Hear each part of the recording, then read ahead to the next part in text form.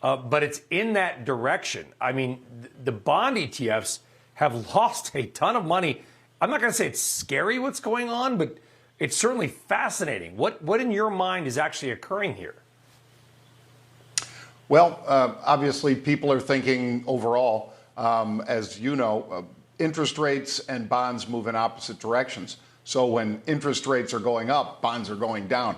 Doesn't matter if it's the JNK or the HYG, you know, the high yield, or basically the USHY. Any of those ETFs will be and should be moving down as the interest rates move up. But what we thought was kind of interesting, Brian, is since last week, since the 14th, they've made a little bit of a turnaround. Now, some people might call it a hinge. If you're looking at a chart and all of a sudden you see it pop back up like that, you might say, oh, that's a hinge, and it hasn't proved anything yet, which is true. But bonds are making a pretty significant move, both the 10-year bond and these ETFs we're talking about, pretty significant move. But since last week, that hinge is still holding. People are still betting that maybe when we got to nearly 240 in the 10-year, maybe we got there a little too quickly, and maybe we're going to see a little easing in the short term anyway, Brian. Well, it's been trillions of dollars, trillions with a T globally, not just here, but globally, that has come out of the bond market. Much of it, John, does not look like it has gone directly into the stock market yet, so I can only assume that people are starting to hoard cash. Oil prices at 115. Oil in the equity markets look certainly to be tied to the hip.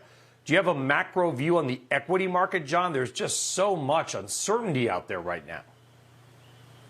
Sure. And one thing that I'm not uncertain about, and I suspect you as well, many of the viewers, is that if we mercifully got an end to the conflict war over in Ukraine, we won't see those sanctions come off anytime soon, Brian. And that's affecting, again, we've talked about this repeatedly, but whether it's the nutrients, you know, for fertilizers, whether it's foods themselves, because that's the breadbasket of Europe, really, Ukraine and Russia are, or whether it's energy, the amount of energy demand, and then that Black Sea terminal that just got hit by some bad weather and caused another 1 million barrels a day to not come on the market. All of that isn't just like throwing a light switch, turning back around. So I'm a little concerned that those will be a drag for quite a while. Yeah, and they're saying that terminal, by the way, could be out for 6 weeks, although Kevin Book earlier said, John, that the weather thing may simply be a Putin ploy. It doesn't matter. Oil's at 115. On a macro level, market rebellion, looking at options bets, are people getting more bearish on the options side, or are they getting bullish? No, they're actually wondering if this 200-day that we retook the other day, if this 200-day moving average holds, Brian, for more than 24 hours. People are not necessarily getting bulled up, but they're certainly lightening up on those put trades pretty significantly across the board. IWM, QQQ, Spider, all of those. That doesn't mean they're just jettisoning them, but it does mean that they're lightening up if we hold the 200-day. Yeah, John Najarian looking at the bond route, as our friend Liz Ann Saunders has noted on Twitter a few minutes ago. The aggregate bond index that everybody looks at has not made any money. It's down now over 2 years. Bonds have just gotten obliterated. There's her tweet, by the way. Liz Ann, thank you for that. John, thank you for getting up early, as always, my friend.